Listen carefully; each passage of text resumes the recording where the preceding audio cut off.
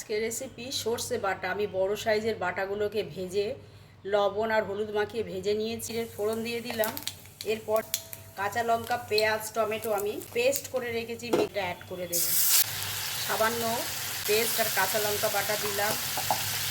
লবণ দেব হাফ চামচ,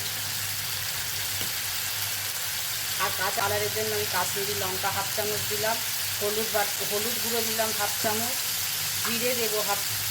আমার মশলা মোটামুটি দেওয়া হয়ে গেছে। এবার অন্য 1 চিমটে চিনি অ্যাড করে দিলাম, গোলমরিচ গুঁড়ো।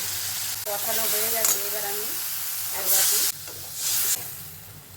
বড় সাইজের বাটাগুলো ছিল, বাটাগুলো দিয়ে ঢাকা বন্ধ করে 2 মিনিট শুধু কুক করেছি। এটা 6 মিনিটে রান্নাটা হয়ে যায়। বাটা মাছ, বাটা সর্ষে দেখুন।